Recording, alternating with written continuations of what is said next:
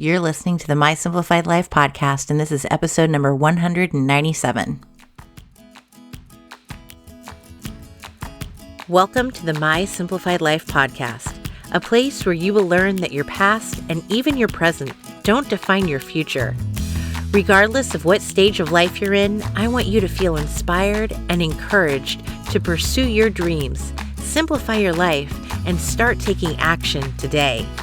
I'm your host, Michelle Glogovac, and I'm excited to share my stories and life lessons with you while taking you on my own journey. This is My Simplified Life. Hey friends, welcome back to another episode. I'm your host, Michelle Glogovac.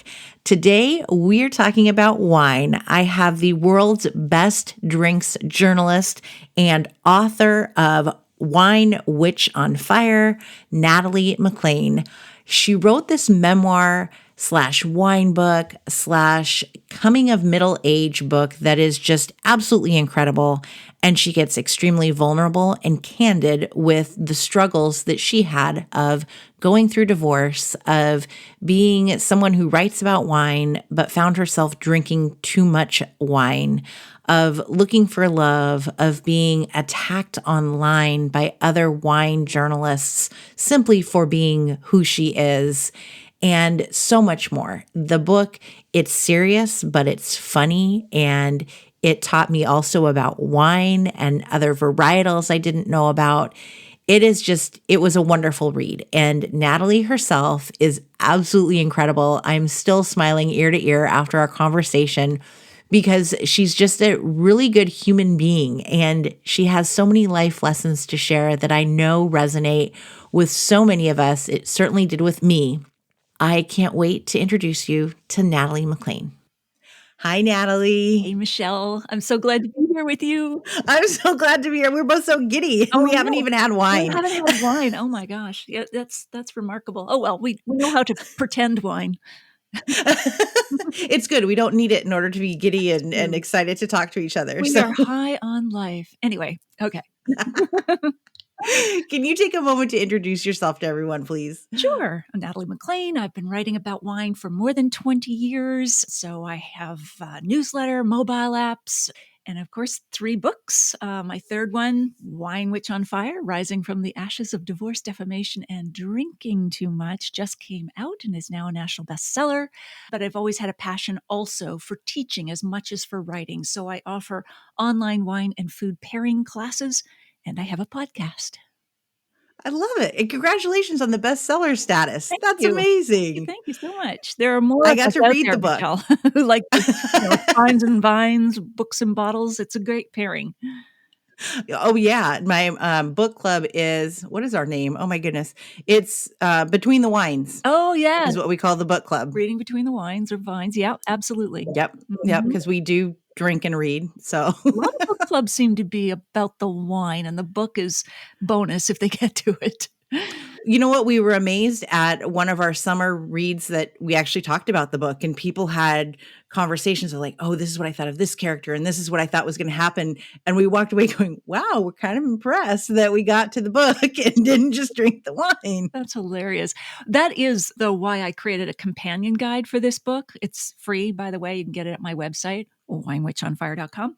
And it has discussion questions about the issues that the book raises, but also tips on how to organize a tasting either for your book club, wine group, or just, with friends. You don't have to have an official group, but you can just drink. Yeah, that's right. No expertise required. Just know what you like, which I think is your school or your philosophy, Michelle. It is. It absolutely is. If I taste it and I like it, then I drink it. If I don't, then life's too short to keep drinking a gross bottle of wine. Yeah, or finishing a book that's boring the heck out of you. So, seize life. Carpe diem, grab the bottle. How did you get into this? Because I know that you have a similar story as I did, because I told you I used to write about wine too, but not on this massive, amazing level that you have. But would you share with everyone how you started this wine journey and it became your life? Sure. So I never had any intentions of writing about wine. I did an MBA, and then I went into high-tech marketing. The company was subsequently purchased, but the headquarters is now Google in Mountain View, California, although I am from Canada. But it was only when I was off on maternity leave and in a sleep-deprived state that transitioning from high-tech to wine made any sort of sense. I had taken a sommelier course just for fun during the evenings because, my then husband and I, we had tried playing golf, but long iron clubs and type A personalities did not pair well. We tried conjugating Spanish verbs at night. That was a no-go, but we took a wine class together and we loved it. I continued to get my sommelier certificate, and then when I'm on mat leave, I want to keep my brain alive. I pitched a local magazine on a story about finding great wine and food pairings online. That became a regular column, led to other columns, and then an editor from Penguin contacted me and said, "Have you ever thought about writing a book?" And so it went from there. That's amazing. I love it. And it must be something with you're working in corporate, then you have a baby and you're like, let's do wine. Yes, let's pivot to use Yeah. the popular term. Let's do something more fun. But also, it allowed me to be home with my son. I love that. So I could control my hours. I was doing something that I was really passionate about. Though I love the tech world, but wine was something else in terms of the hospitality and the just the full sensory awakening that I was able to experience with that industry. It truly is amazing once you get into it of not just tasting, but then incorporating it into the meal. And I was, as I had shared with you, I'd started blogging with wine, and a girlfriend and I collaborated and we worked with La Crema. Oh, And they would send me the wine and I'd create a recipe that paired with the wine. nice. And as you're tasting it, and they'd send multiple bottles so I could taste it. And what do I taste? And then incorporate that into the recipe. And it was so much fun. And then to do a tablescape, and, it becomes a full experience Hmm. versus, and you talk about this in the book, the mommy culture and the wine and women and how different it is. You look at like men and I don't whiskey, Hmm. and the ads for that are completely different They are. from the Absolutely. wine. Yeah, I mean, you'd think, the message on some bottles, Michelle, is that we're either babes or we're battle axes. So we're either reaching for brands like Stiletto or, Girls' Night Out, or we're just trying to obliviate another day of motherhood, with brands like Mommy's Juice or Mad Housewife. Right. And I think, there's a lot of like, I still have my sense of humor about wine, and even though this my book deals with serious themes, it's still leavened, I think, with humor throughout it. But I think the more serious underlying issue with all of this wine marketing to women is that no one's thanking mom, so mom's going to thank herself with another Mhm. drink and then another one. And I think that, wine labels that profit from a sense of powerlessness or thanklessness, I think we have to re-examine, what the real message on the bottle is, because as consumers, we vote with our dollars. And you're right. No one, wine is not marketed to men like that. No one asks a man why he wants to have a drink. He has one because he wants one. But for Mhm. women, the message is it's got to be a fancy occasion, a girl's night out, or just another day of exhaustion for you to have a reason to have a glass of wine. Such a good point, and we don't need that. We certainly I don't. just like a Thursday night and a old movie and a glass of wine. Exactly. And there's nothing wrong with wanting a glass of wine. But I think, for me, because I had to deal with starting to drink too much in response to my Mhm. divorce and an online mobbing, kind of bookending my no good, terrible, very bad vintage personally and professionally, I had to start asking myself, do I want this drink or do I need it? And if it's about Mm. need and stress, could I find another way to deal with that other than wine? Like take a bath, go for a walk, watch a show. And for me, it was like backing up. What was the thought just before the thought that said, I want a drink? Mm. And examining that, what was my motivation? Because again, I did not walk away from wine. I still enjoy it. in moderation, because it has so many pleasures to offer, not only with food pairing, but conversation, all the rest that goes with wine. But I had to really step back and look at, how am I starting to use and abuse wine? And can we talk about that a little bit Mhm. more? Because you were tasting, spitting, writing, doing it. And then there was the switch of, okay, it's 4 o'clock. I'm going to have my wine and it's Mhm. going to get me through to 6 o'clock because I have to keep working and I'm going to reward myself. And I'm very big on the reward system. Mhm. But my reward system's like, well, if I get this work done, I'm going to send my friend an email. Like that's my That's a reward. healthy reward. Um, Yeah. but yours was I'm going to get to 6 o'clock and I'm going to reward myself with this glass of wine at 4 o'clock. Exactly. So I call it the arsenic hour. And it's that time between 4 and 6, or 5 and 6, when you either want to take arsenic or administer it to those around you, depending on how you're feeling. But it's also a tough time for a lot of people, not just women, but men too. It's why we often see in the movies and television culture generally, people have a drink at the end of the day because they're trying to transition from work intensity to relaxation at home. But when it requires a drug to do that, or you're treating it like a drug, I think that's when we need to start questioning it.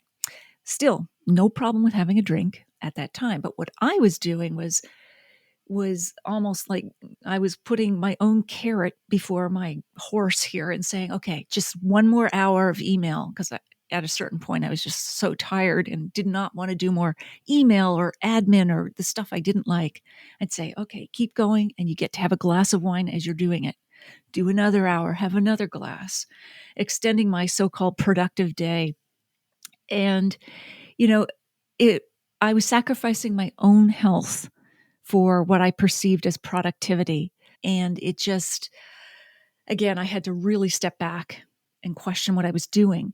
Now, that said, I think I also had to first address the underlying issues that were causing this anxiety and the way I had started treating wine differently, because I did not have a problem with it up till that year.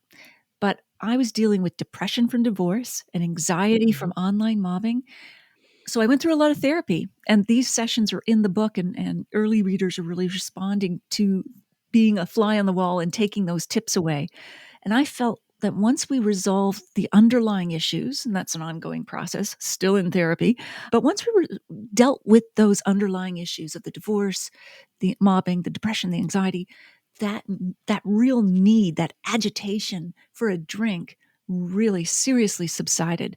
And then it was a matter of dealing, coming up with techniques, a game plan of how not to turn to wine automatically and look for other ways to deal with the arsenic hour or whatever was on the making me want to go for another glass of wine. Not to mention the next morning. Yes, yes. Think of future Nat. Future Nat Yeah. will thank you if you don't, become obliviated Nat tonight. So, Yeah. you do think about that. And, I had to think, do I want my evenings back? Do I want to continue to fall asleep in front of the television at 7 p.m.? I used to complain for years, oh, I'm too tired at the end of the day to read. What I was too marinated. My brain cells were too Mm. marinated to read. And, I had to be honest with myself about that as well. It's so tough, and you have Mhm. a son too Yes. who was involved in witnessing all of this, who Mhm. was in between the divorce and dad, and oh my goodness, Yeah. that's a whole 'nother episode, your ex-husband. But Yes, he is another episode. Well, unfortunately, it's in the past. But yeah, I had a 14-year-old son. And did I want him to think this was kind of normal behavior? I mean, I was keeping up with all of the to-dos. I was still helping with homework, getting him to everything he needed to go to school and extracurricular wise. But it wasn't really living. And did I want him to pick up these habits as well? So, yeah.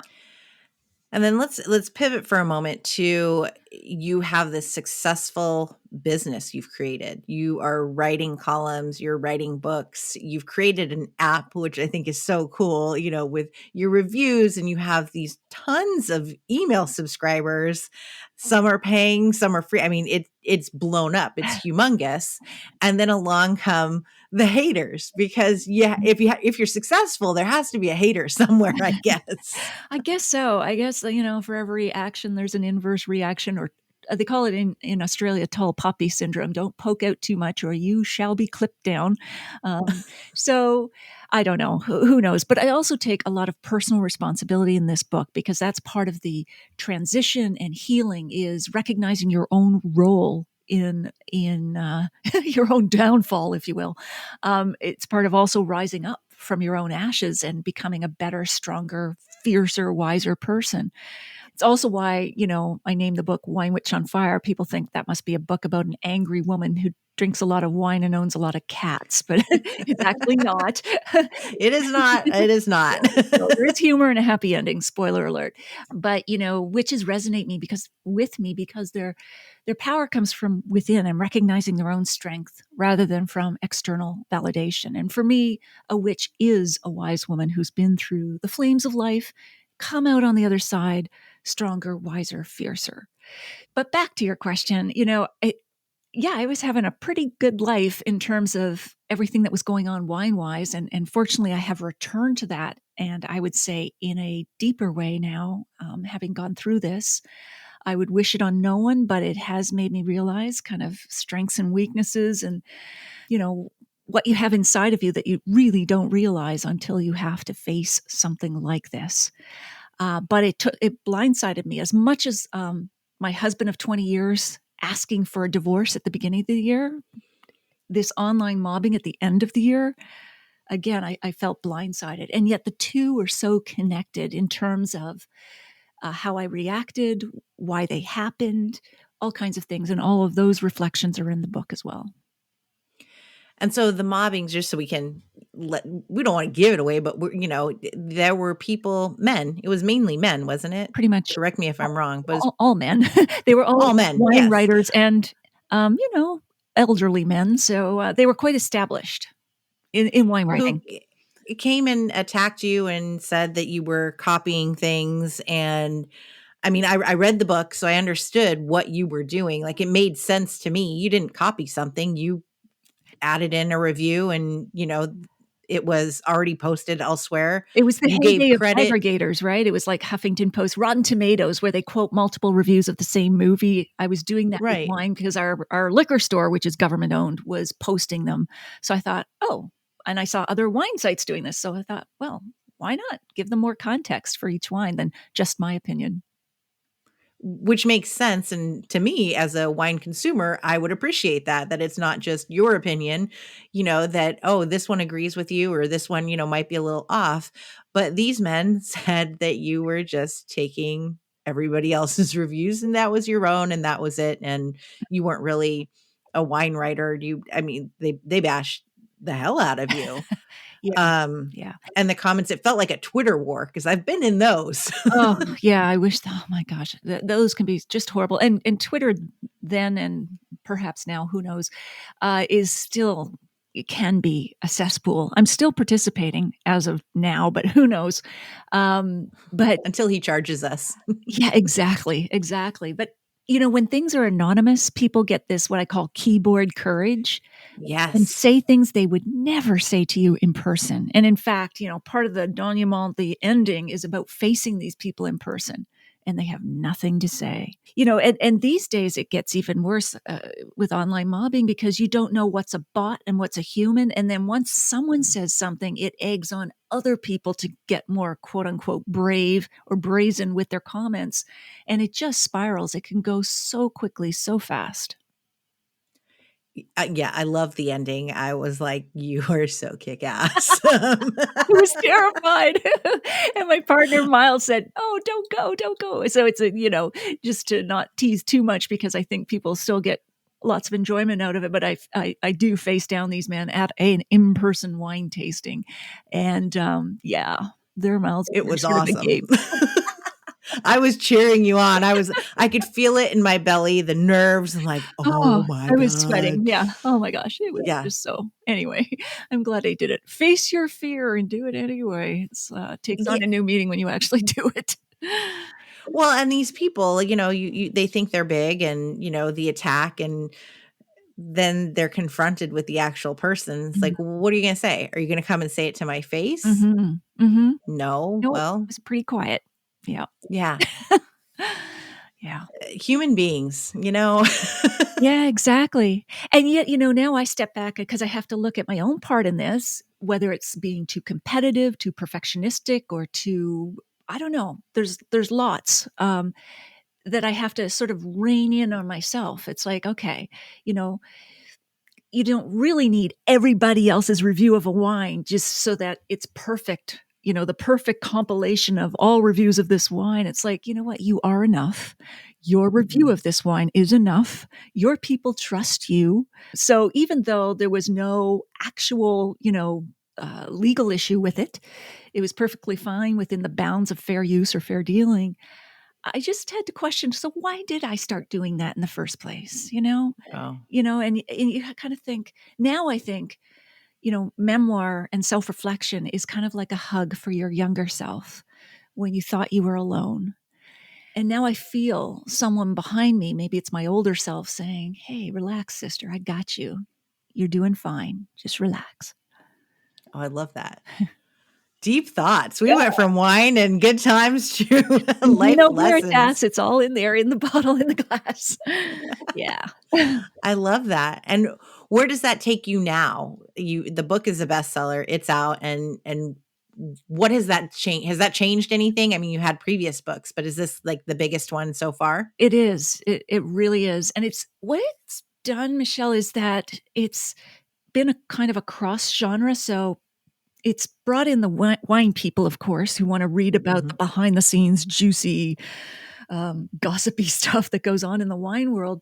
But it's also brought in people who don't even drink wine. And some of my strongest reviews have been from teetotalers, which I absolutely love, because it's really a book about human relationships, about finding your place in the world. I call it a Mhm. true coming of middle age story about transforming your life and finding love along the way. And so the audience definitely has broadened significantly from what was just a wine audience previously, but also the emails and direct messages and letters, physical letters that I sometimes get they're just so deeply moving in ways that are, not about simply I enjoyed your book, but I got one email and I've changed the identity and so on for privacy reasons. But she said, "Hi, this is Martha. My husband John and I lost our 21-year-old son during COVID. He took his own life. Mm. John started drinking, hit the bottle pretty hard, read your book, and he's backed off. And we both believe it's because of the tips you had in there." So things like Oh, that. It's like, whoa. Yeah.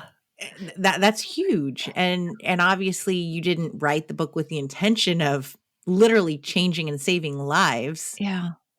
No, it's not a but that's what self-help book, but happened. they're taking away what they need from the book. So there That's are lots of incredible. tips, but it's just meant to be a story. I mean, for years, Michelle, I thought, I'm not gonna write this to write this story would be vandalizing my own privacy, and I'm a very private person. People don't believe me anymore because, of course, I've written everything. But, We've been in um your kitchen, we've I been all over know, the we say place. private person, ha. Is there anything you haven't told us? Um, but, the story ricocheted around in my head for 5 years, and I thought, well, first, I just at least have to get it down on paper as a private exercise in making sense of what had happened. But then I started hearing stories, similar stories from women, not just in the wine industry, but in health and tech and finance and sport. And although the specifics of their stories were different, the feelings and the issues and the themes were so similar, uncannily similar. And, and I think that's what makes a good memoir helpful to others. It's not about what happened to you as the Mhm. author, it's what you did with it and the self reflection and how did you come out on the other side. And so, when people contact me now with these kind of emails, they'll say, "You're writing my story." But it's, they're not a wine writer who was mobbed online, but, they've probably felt the loss of love or the longing for it. They've probably felt fear of the future or career disappointment. And so when someone can put that into words for you, those feelings, I, but through the safety of another story that does have a happy ending. I think that can be therapeutic. And my big inspiration for writing it too was memoirist Glennon Doyle said, Mm-hmm. write from a scar, not an open wound. Mm-hmm. And, the follow-up question might be, well, why write about it at all when the healing is done? And I love poet Sean Doherty said, why bother? Because there is someone out there right now who has a wound in the exact shape of your words. That's beautiful. That's how I feel Yeah. about podcasts. So I Yes, love it. Yes, exactly. that's somebody's going to listen to this and it's going to resonate with them in the same way. Absolutely. And podcasts are so intimate. I mean, we're Yes. millimeters away from somebody's brain, which I is know pretty people are cool. listening to the two of us and it's like we're having this conversation and we can say whatever we want to each other and it's just us, but eventually thousands of others are going to be hearing it too. So I love it. I feel like as women, once we hit, for me it was motherhood and I was close to 40 in motherhood.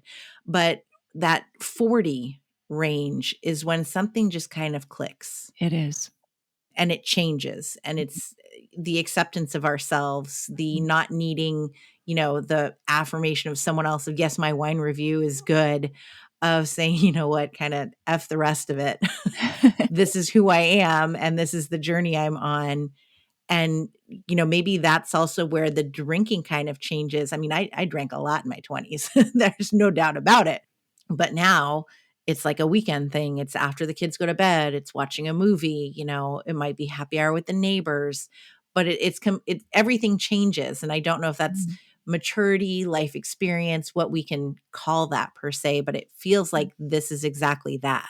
Absolutely. I feel that way too, Michelle. Like, I compare it to going to the optometrist where they keep doing one small click of the lens until Better finally here, everything that was better here. fuzzy, it suddenly comes into view in sharp focus and you go, "Aha, that's it."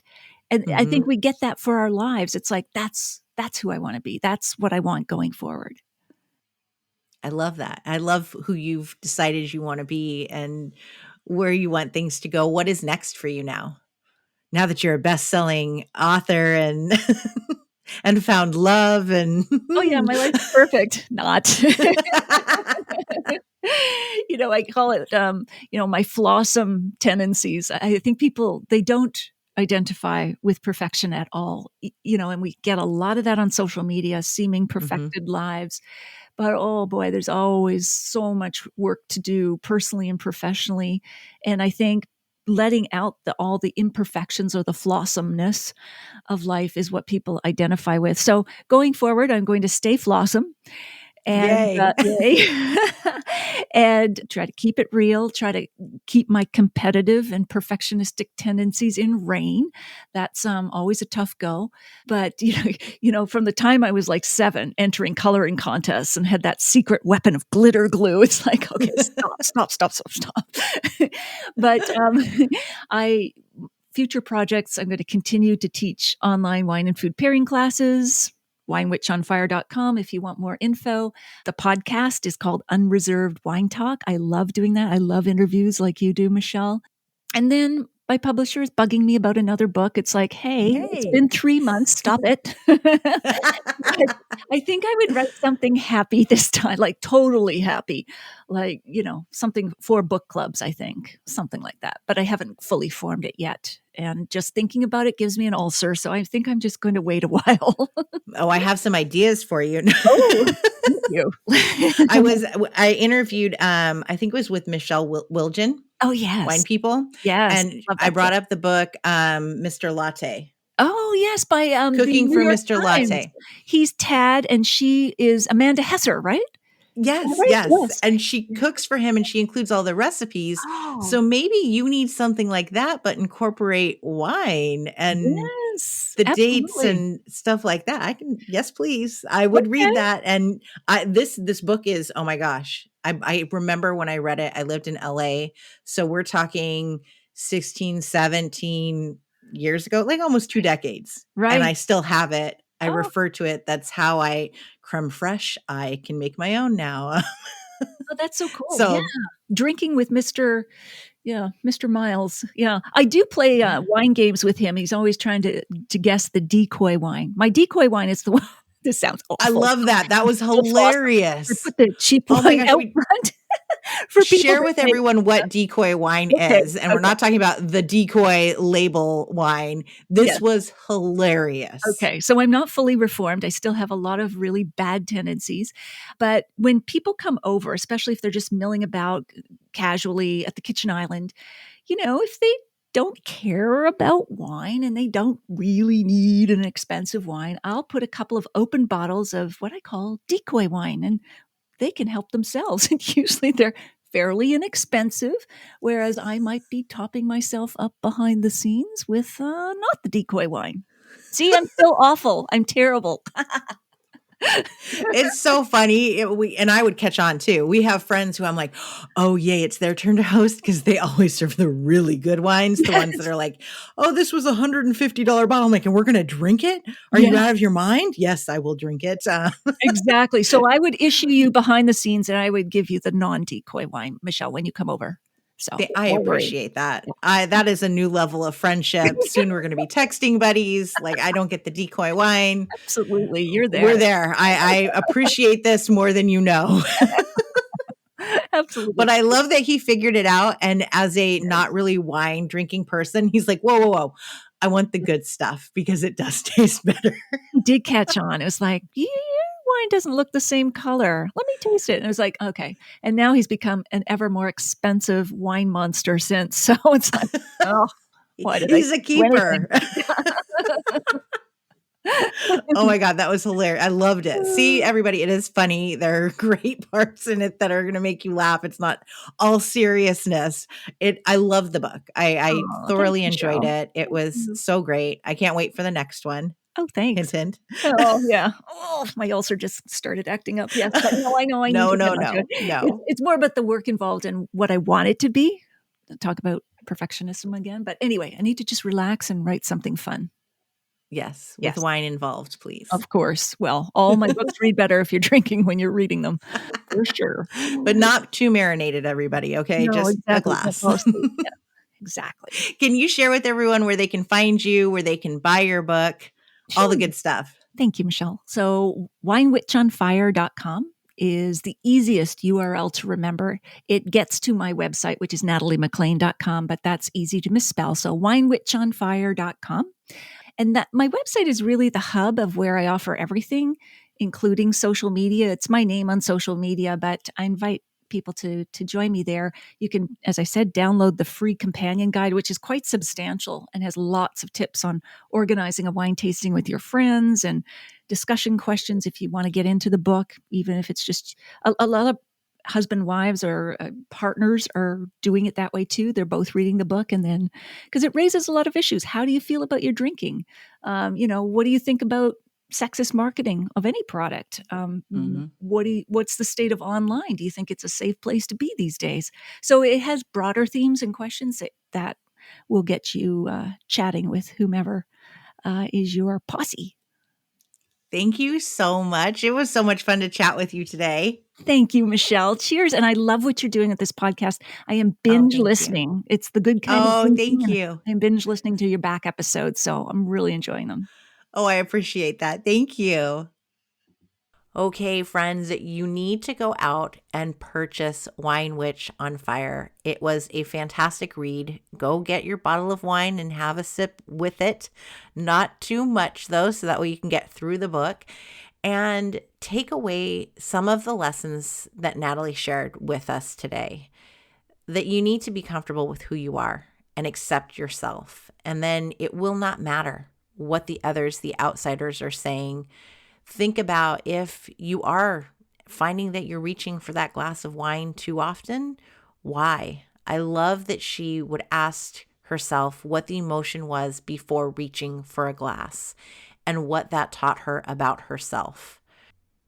Especially for women, as we become mothers, as we hit 40, as we start to get more comfortable with who we are, we start to find our voice, we start to stop taking, quite frankly, crap from other people. that's when things kind of shift. And if we are already accepting of ourselves, then it's going to be much easier when we stop accepting the nonsense from others to be okay with that. I really encourage you to go buy Wine Witch on Fire. It is a fantastic read. I know you will gain something out of it. And go follow Natalie, listen to her podcast, because she is an absolute joy. You will want her in your life. And when you do, then you won't get the decoy wine.